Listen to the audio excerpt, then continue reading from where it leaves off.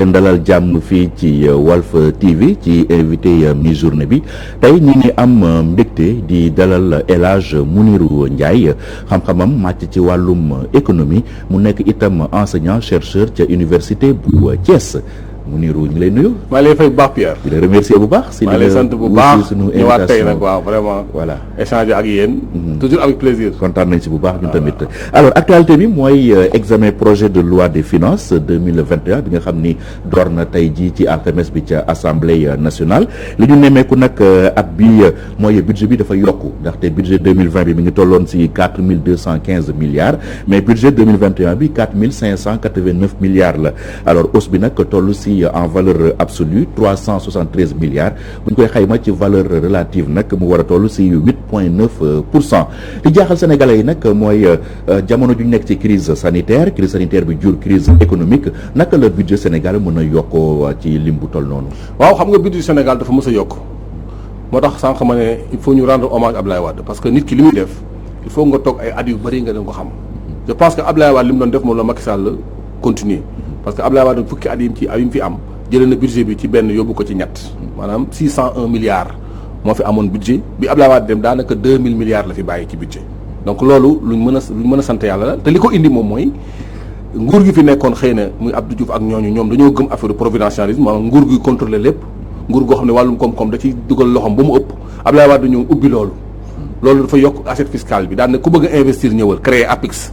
créer climat des affaires daan na ku bëgg a investir ñëw loolu dafa élargir assiette fiscale bi permettre ñi doon jóge bitim di investir muy yeex ñu permettre ñu investir loolu ubbi na économie bi lu bari ñu créer emploi yu bari mais xam nga population bu day yokk bëgg-bëgg di yokk xëy na moo tax ba loolu kenn yëgu ko mais nag vision la woon boo xam ne moo tax ba tey ji Macky Sall loolu la topp budget bi di yokku benn at mu jot mu yokk juróom téeméer boo jël mu yokk juróom ba fukk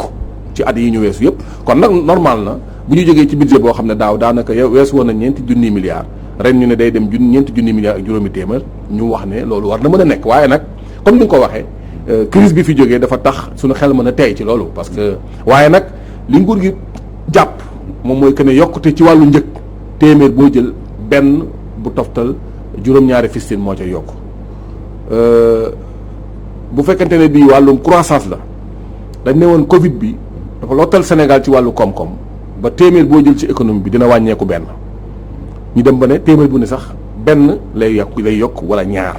mais ñoom bi ñuy def seen prévision bi dañoo ne téeméer bu ne Sénégal dina am 5% maanaam dina am juróom kon 5% de croissance la ñu prévoir. pour année 2021 bi te dañ koo xaaroon ci 7,8% maanaam presque 8% donc daanaka ñett rek lañ ci ñàkk. loolu nag xamuñu ni mu demee xëy na ni Sénégal doxalee ba déconfiné président jël fitam takk fitam rek déconfiné économie bi. bàyyi économie bi circulé te am na ci jeexital ba nga xamante ne bii xëy na yàqu-yàqu yi ñu doon xaar àggul foofu ba bu ñu demee ba 2021 la ñuy xam ba xam parce que budget lu nguur gi wundu ci ay dépenses rek la. waaw justement loolu dafa am loo xamante ne bii voilà bu ñu ne budget Sénégal tey ëpp na ñeenti junni milliards. est-ce que loolu dafay signifier que ni bu ñu demee ubbi kees yi rek dañ fekk xaalis bu toll. non loolu lu ñu dëgmal la loo xamante ne bii dañ ko yaakaar maanaam prévision la lu ñu natt la basé ko ci lay am. xam nga impôt boo xamante ne bii 2021 lañ ko war a fayoo ko kenn fayoo ko nguur gi day wax ne rek xalaat naan dinaa fayoo ko ci impôt ñaari junniy milliards ak juróom benn téeméer daan ne aussi loo xam ne du impôt aussi xalaat naa caa am presque 300 et quelques milliards maanaam ñetti téeméeri milliards lu topp daan ne aussi bu fekkente dafa am ay doom ak yooyu xalaat naa ci am juróom-ñaar fukki milliards loolu lay jël rek xayma ko mu nekk li nga xam ne moom lay am te loolu sax boo ko xoolee ay 3000 et quelques milliards kese la mais dépenses yi dañ ci boole aussi la nga xam ne amuñu ko ñu wuti ko ci wàllum bor te boru Sénégal ten bi ñu xayma gis nañ ne daaw déficit public bi mi ngi woon ci ay ñeenti téeméer jëm juróomi téeméeri milliards waaye ren dem na bi juróom-ñaari téeméeri milliards ak genn wàll juróom-ñaari téeméeri milliards ak juróom fukk ci ay bor yoo ci ay déficit boo xamante ne bi nguur gi war na koo wutiwaat pour mën ko financer donc loolu aussi moom moo tax ba li ñuy def rek mooy xaarandi parce que at mu jot dañuy wax ne Sénégal am na 4000 milliards de budget mais bu ñu nee at mi jeex ñu gis ne 3500 3700 milliards lañ ciy exécuté te loolu mi ngi dépendre rek ci lañ doon wundu ak lañ doon wut est-ce que jot nañ ci wala jotuñu ci moo tax des fois ngay dégg ñu naan loi de finance rectificative moo ne lañ yaakaaroon de amul soit des fois mën na nekk mu ëpp ñu ne am na alal joo xam ne bett nañu dañ koy séddalewaat wala ñu ne am na alal joo xam ne xam na duñ ko amati nañ def loi de finance rectificative ñu xool yam ci liñ mën a am moo tax des fois nga gis ay loi de finance rectificative donc loolu nguur gi noonu lay doxale donc mais prévision bi sas la rek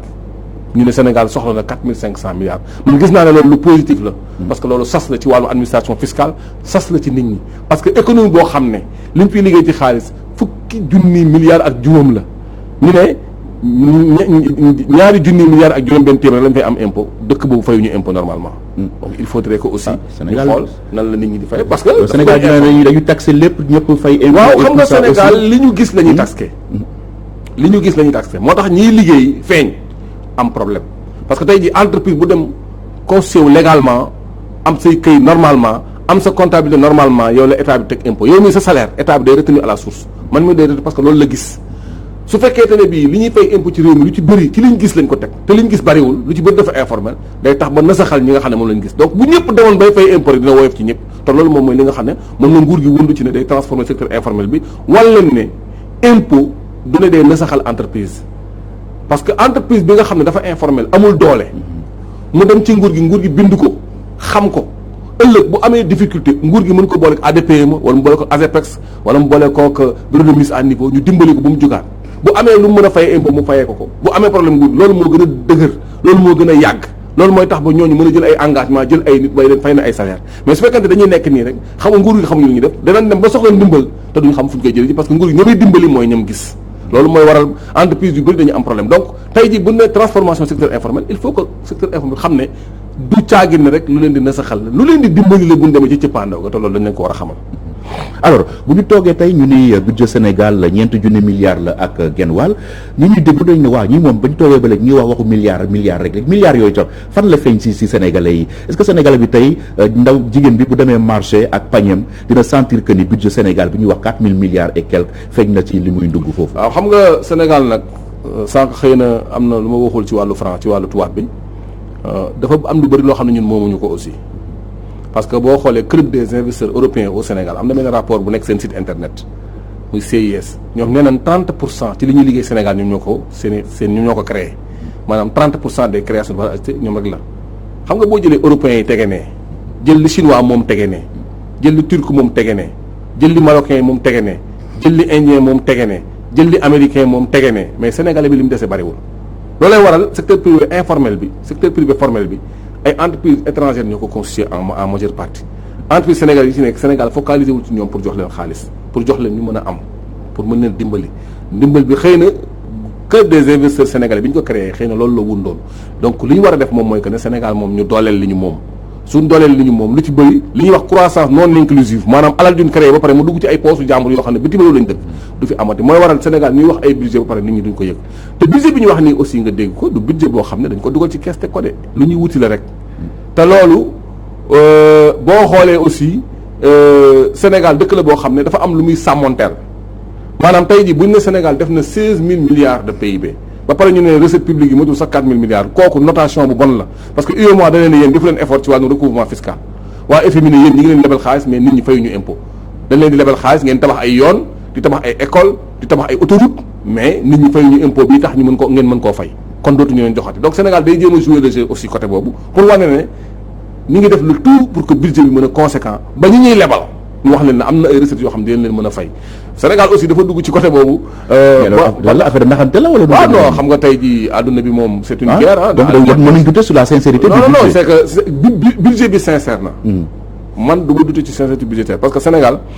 ay la yowin dëkk la boo xam ne chaque année budget yi ñuy wax à 87% dañ koy exécuter. moo tax même man bu may def sama recherche en économie léegi du ma focaliser ci dépenses yi parce que loi de règlement yi pour nga dem fouiller ci pour mën a génnee lu la day yéex budget yi état bi di préparer des fois boo ko jëlee tax nga xam ne plus de 95% exécuté noonu dina tax nga am information c'est vrai que après il faut nga am loi de finances yeeg yooyu rectificative yi pour mën a xam lan ngay fan ngay jaarale say études ak say analyses mais dama la bëgg wax ne rek Sénégal sincérité budgétaire am na fi Sénégal basculé na en mode budget programme depuis 2020 bi nii nommé nañ les responsables de programme ordonnancement de dépense bi ñu ngi koy déconcentré loolu ay textes la yu war a ñëw donc je pense que li fi am rek boobu mooy que ne nguur budget ni ñu ko war a jàppee lañ ko war a jàppee mooy lu ñu yaakaar la dinañ ko war a mën a am. tamit dafa baax ñu expliqué ko Sénégalais waaw il faut que Sénégalais parce que bu ñu ne rek tey budget bi 4000 milliards la ak lu teg nit ñi dañuy jàpp ni boo doon ubbi kees rek fekk fa xaalis boobu. à partir de maintenant nañ xam ne loolu lu ñuy xalaal la rek sas la bu ñu sas seen bopp c'est normal que nguur di sasu daan ne lii bëgg naa ko dépenser yéen ñi amul école ca Ngoudomp bëgg naa leen tabaxal école bii ren bu ma amee temps am ci recette fiscale temps loolu nguur gi am na droit chaque année mu lancer li mu bëgg tax comme ni ma ko waxee sànq gis nañ ne Sénégal aussi li muy lancer lu ci bëri dina ko am à chaque fois donc nañu continuer rek incha allah man gis naa ne bu ñu demee ba ci kanam dinañ dem ba mujj gi budget exact la ñuy def parce que loolu sax ci lañ jëm moom mooy la réforme budget programme parce que réforme budget programme dafa am ay projet annuel de performance yoo xam ne mooy accompagner de document de programmation pluriannuel de dépenses yi nga xam ne ministère yi ñoo koy defar léegi projet annuel de performance boobu dafa am ay indicateurs yoo xam ne dañ koy renseigner ci ay rapport annuel de performance à la fin de l'année te bu fekkante ne bi exécuté wuñ budget yi normalement chaque année du ñu am résultat dañuy gis ne rapport yi sax du am benn contenu te loolu nguur gi xam na loolu te kon ñu ngi jëm ci sincérité budgétaire je pense que donc lii lu ñu sasu la rek ñun xam nañ ne chaque année dina am lu ñu ci def am lu ñu ci deful waaye sasu la na Sénégal yi yëpp xam ne seen budget la boo xoolee sax am na lu ñuy wax le budget citoyen chaque fois nguur da koy defar pour wan nit ñi en grande ligne budget bi lan lay signifier lan la ñuy wut su ko defee nit ku nekk def sa bopp ne lii la nguur gi di wut lan ca mën nga def ko ci ki daawul fay impôt te xam ne war naa mën a fay impôt mu am conscience su ne dafa war a participer ci lii mën a nekk mu dem def ko man loolu gisuma ci inconvénient en tant que économiste. voilà léegi nag naka la ñu mën a def ba sénégalais bi tey bu demee comme ni ma ko waxee sànq ci marché ba mu sentir que ni voilà dëkk bi ni ñu koy waxee ci rajo ak télé yi mi ngi dox. waaw xam nga ñun ni ñuy créer xaalis moo yeex parce que bi ma analyser le PAP 1 parce que bind naa benn téere boo xam ne maa ngi ko publié en 2018 décembre 2018 quelle alternative socio-économique au Sénégal moom mooy nan lañ mën a xalaate waat changé waat ba Sénégal mën a am alternative bu koy jëmee ci kanam bi ma bindee livre boobu dama def benn analyse boo xam ne maa ngi ko basé ci ay statistiques yoo xam ne DPE mooy direction de la prévision et des études économiques ma leen di féliciter ay liggéey yu baax la ñuy def ak ANSD nga xam ne ñoom tamit dañuy def liggéey bu mucc ay wàllu statistique bi ma ñëwee gis naa ne 9700 milliards yi nga xam ne mënoon doon wut à partir de 2014 pour le PAP 1 dem nañ ba dépassé ci 6000 milliards xam nga loolu plus de 60% la loolu taux de recouvrement bu baax la ci réew mu mel ne Sénégal nga xam ne bëri na ay problème kon bu ñu demee ba doon wut 9700 milliards nguur gi dem ba am 6 milliards dañu ne chapeau nguur googu fexe nañ ba au moins plus de 60% ñu am ko ci lañ doon wut. gis nañ ne également ci 3927 milliards yi ñu amoon engagement au Club de Paris en février 2014 absorbé nañ ci 2056 milliards ci ay bor yu bees moo tax bor bi di yokk ñu gis ne kon taux d'absorption bor yi aussi état bi def na fa stratégie ba nga xam ne projet yu bëri validé nañ ko ba mu dox mais bi ñu defee loolu ñu jël 6000 milliards dugal ko ci économie sénégalaise dañoo gis ne taux de croissance bi boo ko boolee lépp lu ëpp tuuti fanweer téeméer boo jël fanweer lañ ca yokk maanaam jël nañ 6000 milliards ci ñeenti at dugal ko ci économie sénégalaise te mënuñoo sax yokk alalu réew mi genn wàllam ci genn wàll c'est-à-dire que bu fekkonte ne bi 1000 milliards la ñu def 1500 milliards sax mënuñu ko waaw def àgguñu fa donc kooku mooy wane ne ñun ni ñuy créer xaalis au Sénégal dafa yeex moo war a xool moteur bi parce que yow dama ne bu fekkante ne bi sa moteur dafa am problème ci oto bi il faut nga def ci carburant bu bëri pour mu dox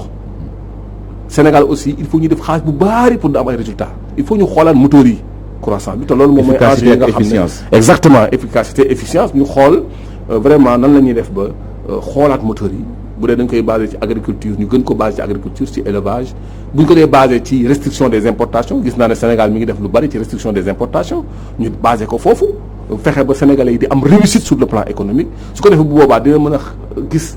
économie numérique bi aussi mi ngi faire disparaître beaucoup d'activités au Sénégal yoo xam ne ñu ngi déplacé wu di dem ci fi nga xam ne ay hub numérique lañ loolu lépp état bu ci wutee ay solution dina mën a xoolaat moteur de la croissance yi ba su ko defee croissance bi mën a àgg fi ñu ko bëgg ba nga xamante ne bii Sénégal dina bu amee xaalis rek dina xam ne xaalis bi Sénégal yi ñoo ko moom réellement. alors ba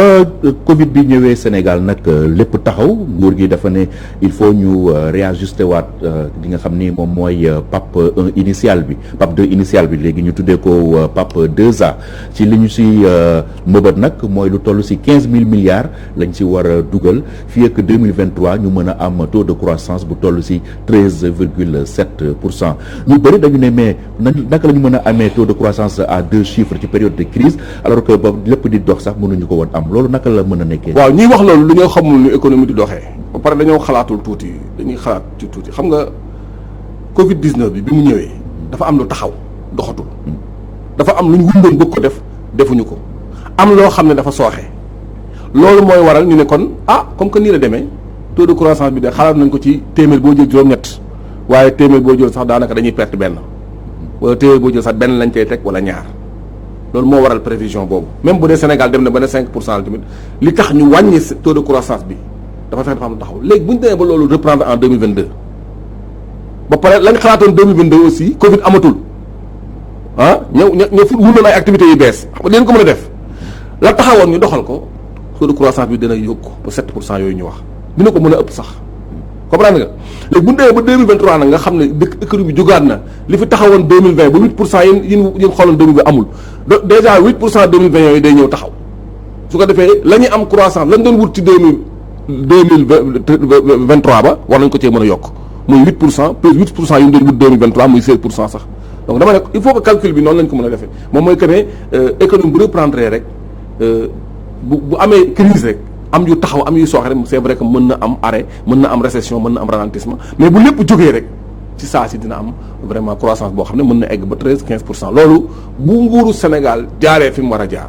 def li mu war a def ñun gisuñu ne loolu war na mënta am loolu war a mën a am la mais li ma wax sànq moo ci nekk moom mooy que ne Sénégal croissance bi ñi koy liggéey ñu ci bëri duñu ay Sénégalais. loolu sauf que là yow prévision économique yi ngay wax mais nguur gi waxul loolu président moom dafa ne dañu ne 13,7% en 2023 parce que dañoo jàpp ni 2023 la ñu war a commencer exploiter gaz bi ak pétrole bi fii ci Sénégal. man du ma basé loolu sama wax. moom fa la ko basé man fi ma koy basé moom mooy sur les lois économiques moom mooy que ne affaire bi dafa taxawoon bu jógee ci saa si brusquement taux yi mën nañu augmenter parce que dafa taxawoon. muy mel ne tey jii nga ne daaw dama amoon 100000 mais ren nag wax dëgg yàlla dama daanu 50000 laa am. déwén bu ma amatee 100000 yokku naa 50000 yokku naa 50% pourtant 100000 laa jógee daaw jéeg 2020 100000 laa amoon 2019 100000 laa amoon 2020 problème am ma am 50000 mais 2021 bu ma amaatee 100000 yokku naa 50% donc économie aussi noonu lay doxee c'est-à-dire que taux yi mën nañu augmenter brusquement loolu président amul pour di ko justifier ci ay pétrole ak gaz dëkk yi ciy basé wu dañoo am ay problème parce que bu fekkente ne bii yow il faut que ñu xam aussi kañ la Sénégal li commencé jaay pétrole ak gaz pour que économistes yi mën cee wax parce que économistes yi aussi ñoom. déjà ñoom exploitation bi am seen cohérence bu ñuy gérer. 2021 bii lañ ko prévoir wax loo xam ne xamul ñu puusaat. voilà très bien xam nga économiste moom bëgguñu wax lu ñu xamul. te dara wóorul déjà 2021 dañ ko puusaat wala ñuy bëgg artificiel dañuy bëgg ñu publier ko ci ay revues yoo xam ne revues yu côté la donc duñu wax loo xam ne amul preuve wala nangam donc il faut ñu xam déjà kañ la pétrole bi di commencé. deuxièmement mooy Sénégal ñaata lay fooree ñun xam na ne Arabie Saoudite entre 20 et 25 dollars la ñuy fooree ñoom bu ñu jaayee 30 dollars la bari dañuy am bénéfice États-Unis 40 dollars la ñuy fooree moo tax ñu demoon ci gaz de schiste bi pétrole bi wàccee ba ay 29% dañoo bàyyi woon production parce que xam na ne amatuñ ci dara Nigéria ñoom dañuy fooree à un taux assez important assez coûteux mais bu bari bi demee ay 75-100 dollars dañ ciy gis seen bopp parce que ñoom 50% 75% seen budget état ci pétrole ak gaz la dépendre mais bu budget bu bari bi wàccee ay 40 dollars ngir Nigéria commencé xoox am problème Sénégal aussi waruñu dugg ci carcan boobu. il faut ñu xam ñun. jël lépp basé ko rek. voilà pétrole bi ak gaz bi ñaata lay jar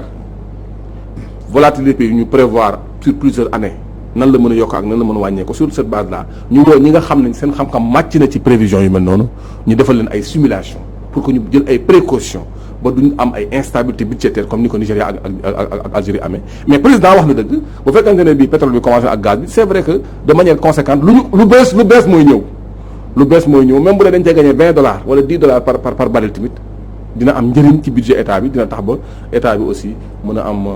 ressources yoo xamante ne bi dina ko mën a utiliser pour financer son émergence. alors rapidement surtout justement si ressources yooyu ci 15 000 milliards yi ñu prévoir pour PAP 2A bi dañu ne lu toll si 4 700 milliards ci secteur privé bi la ñu ko bëgg a utee il faut que secteur privé bi contribue à hauteur de 4 700 milliards est-ce que secteur privé Sénégal xam ni dañoo xoox am nañu moyen possibilité. waaw d'abord il faut ñu préciser que ne nguur gi li mu wax foofu yenu na maanaa si 15 000 milliards yi pour 4 ans yi xam nga tax mu yenu maanaa mooy que ne déjà selon les taux d'évolution du budget ñu ngi xaar 5 000 milliards en 2022 5 000 milliards dina dugg ci budget état bi moom la ñuy programme léegi 5 000 milliards boo ci jëlee par exemple 60% d'investissement xam nga Sénégal def nañ effort ba nga xam ne fonctionnement état bi investissement moo ëpp ci budget bi fexe nañ ba inverser tendance bu njëkk da ngay gis ne fonctionnement day nekk 60% investissement nekk 40% mais léegi inverser tendance bi 60% d'investissement sur le budget annuel de l'État boo calculer ci 5 milliards xam nga 3 000 milliards la mais jëlal 3 000 milliards rek nga multiplier par 4 ans 12 000 milliards la donc c'est vrai que bu secteur privé bi li ñuy xaar ci ñoom bu ñu ko defee état bi def matukaay yam war a jël ba secteur privé bi mën a indi loolu bu boobaa dinañ ëppal sax 15 000 milliards yu mën a injecté ci économie sénégalaise secteur privé bi nag Sénégal amagul doole boobu il faut que ñu inverser tendance bi parce que il faut que sénégalais ñu bàyyi la ñu am alal dëkk yi nga xam ne ñoo taxaw ci Covid bi mooy dëkk yi am secteur privé woo seen secteur privé négocier ak ñoom yow mii ñi lay liggéeyal est-ce que mën nga leen a fay pendant 6 mois te duñ liggéey nga ne waaw signé naa est-ce que yow mii nga xam ne da ngaa dàq say nit mën nga leen a fay 70% de votre salaire ñu ne d'accord loolu ku am doole moo ko man secteur privé am doole mais ñun bi fi Covid bi amee ñi ñuy jox suñu marché public ni ay turc ay marocain ay français bi Covid amee dañ ñoo bàyyi fii daw dem seen i réew di négocier ak seen i président parce que dañoo am secteur privé bu taxaw fii il faut que ñu créer ay Sénégalais yu am doole ay Babacar Ngom yu am doole ay Baratal yu am doole ay investisseurs ay Kader Ndiaye yu am doole ay sénégalais yoo xamante ne bii dañuy am doole muy UNACOIS muy fu mënta doon ñooñu ëllëg comme que crise du fi jeex parce que ñuy prévoir ne crise yi du jeex dans chaque 10 ans crise mën na ñëw te tey jii boo defaru sa secteur privé defar sa mbay ba mu dëgër ëllëg bu crise amee États-Unis ne dootu jaayati blé du génnati réew mi Brésil ne dootuma jaayati soja ak canage du génne ne du jaay ceeb waa Inde yi ne ak Thaïlande ne duñ génne ceeb Chinois yi duñ génne nañuy génnee mu boobaa noonu ngay def donc il faut que tout de suite ci PAP 2A boobu ñu xam ne secteur privé sénégalais moom mooy le véritable moteur ñu concentré wu ci moom focaliser ci woon permettre sénégalais yi ñu am alal su ko def bu boobaa dina nekk suñu sécurité. voilà jërëjëf merci beaucoup El Hadj Mounirou Ndiaye nekk économiste nekk aussi enseignant chercheur ca université bu Thiès ñu ngi lay gërëm bu baax. maa ngi lay fay bu baax maa ngi leen gërëm bu baax jërë ngeen jëf. voilà mbokk yi fii la ñu yem ak yéen ci invité mi-journée ñu ngi leen di jox rendez-vous suba ak jàmm jërë ngeen jëf.